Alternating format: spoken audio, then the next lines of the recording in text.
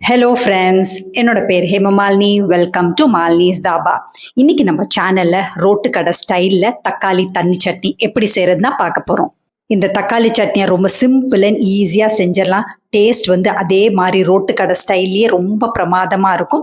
இந்த தக்காளி சட்னியை நல்லா சுட சுட பஞ்சு மாதிரி இட்லியில் நல்லா 4-5 கரண்டி எடுத்து ஊற்றி இட்லியை நல்லா ஊற வச்சு நல்லா பிசைஞ்சு சாப்பிடும்போது 2 இட்லி இல்லை, அதுக்கு பதிலாக 4-5 இட்லி எக்ஸ்ட்ராவே சாப்பிடுவாங்க. அந்த அளவுக்கு டேஸ்ட் வந்து ரொம்ப பிரமாதமாக இருக்கும். ட்ரை பண்ணி பாருங்க. வீடியோவுக்கு போகிறதுக்கு முதல்ல நம்ம சேனலை மறக்காமல் சப்ஸ்கிரைப் பண்ணி வச்சுட்டு பக்கத்தில் இருக்க பெல் பட்டனை ப்ரெஸ் பண்ணி வச்சுக்கோங்க. ரோட்டு கடை ஸ்டைலில் தக்காளி சட்னி அரைக்கிறதுக்கு நான் 6 காஷ்மீரி மிளகாய், காரமுள்ள மிளகாய் வந்து 6-7 சேர்த்துக்கோங்க. சேர்த்துட்டு நல்லா சுடுதண்ணி ஊற்றி ஒரு 10லேருந்து 15 நிமிஷம் நல்லா ஊறட்டும். இந்த மாதிரி சுடுதண்ணியில் மிளகாய் வந்து ஊறும் போது உங்களுக்கு மிளகாய் வந்து நல்லா சீக்கிரம் அரைப்பட்டும், நல்லா பேஸ்ட் மாதிரி கிடைக்கும். இதில் ஒரு பெரிய வெங்காயத்தை நல்லா ரஃப்பாக சாப் பண்ணி மிக்சி ஜாரில் சேர்த்துக்கோங்க. அதோட 5-6 பல் பெரிய பல் பூண்டா சேர்த்துக்கோங்க. சேர்த்துட்டு ஊற வச்ச மிளகாயை சேர்த்துக்கோங்க. மிளகாயை சேர்த்த பிறகு தக்காளி பார்த்தீங்கன்னா ஒரு பெரிய சைஸ் தக்காளியாக இருந்தால் 4லேருந்து 5 சேர்க்கலாம். இன்றைக்கி நான் கொஞ்சம் சின்ன சின்ன தக்காளினால 8-9 தக்காளி சேர்த்துருக்கேன்.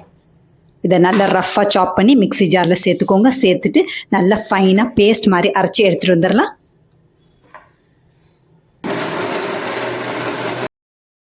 இப்போ தக்காளியை பார்த்தீங்கன்னா நல்லா அரைச்சாச்சு. இப்போ நம்ம தாளித்து விட்டுடலாம். அதுக்கு நான் மண் சட்டி தான் அடுப்பில் வச்சுருக்கேன். இதில் 2 டேபிள் ஸ்பூன் அளவுக்கு எண்ணெய் சேர்த்துக்கோங்க. 1 டீஸ்பூன் கடுகு, 1 டீஸ்பூன் உளுந்து, கொஞ்சமாக கருவேப்பிலை, இதெல்லாம் நல்லா பொரியட்டும். கருவேப்பிலையெல்லாம் நல்லா பொரிஞ்சோன்னு அரைச்சி வச்சுருக்க தக்காளியை சேர்த்துக்கோங்க.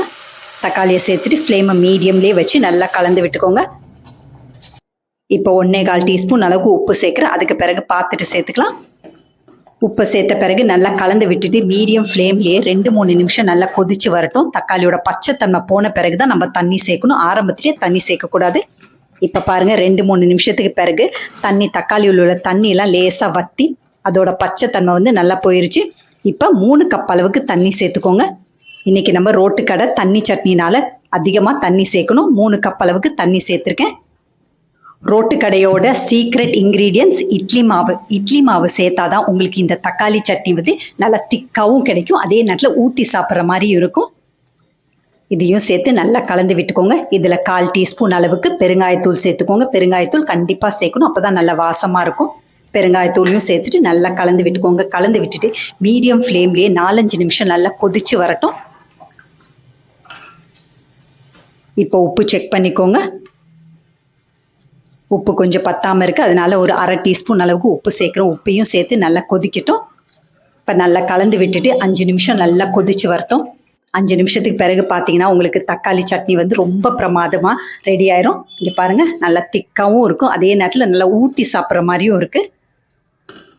இப்போ அடுப்பை ஆஃப் பண்ணிவிட்டு பரிமாறிடலாம். நல்ல சுட சுட பஞ்சு மாதிரி இட்லியை தட்டில் வச்சு 4-5 குழிக்கரண்டி அளவுக்கு நல்லா சுட சுட தக்காளி சட்னி இந்த மாதிரி நல்லா எல்லா பக்கமும் ஊற்றி ஒரே ஒரு நிமிஷம் நல்லா ஊற வச்சு பிசைஞ்சு சாப்பிட்டு பாருங்க. சட்னிக்காவே 2-3 இட்லி எக்ஸ்ட்ரா சாப்பிடுவாங்க. அந்த அளவுக்கு டேஸ்ட் வந்து ரொம்ப பிரமாதமாக இருக்கும்.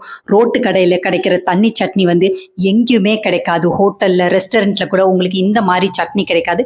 டேஸ்ட் வந்து ரொம்ப பிரமாதமாக இருக்கும். ட்ரை பண்ணி பாருங்கள். இதே மாதிரி அளவுகளோட நீங்களும் இந்த ரோட்டு கடை தக்காளி தண்ணி சட்னியை செஞ்சு பார்த்துட்டு எப்படி இருக்குன்னு கமெண்ட் பண்ணுங்க. பிடிச்சிருந்தா இந்த ரெசிபியை உங்க ஃபேமிலி ஃப்ரெண்ட்ஸோட ஷேர் பண்ணுங்க, லைக் பண்ணுங்க, சேவ் பண்ணி வச்சுக்கோங்க. இந்த மாதிரி ரோட்டு கடை ஸ்டைல் சட்னி ரெசிபிஸ் வேணும்னாலும் மறக்காம நம்ம சேனலை சப்ஸ்கிரைப் பண்ணி வச்சுக்கோங்க. தேங்க்ஸ் ஃபார் வாட்சிங் ஃப்ரெண்ட்ஸ்.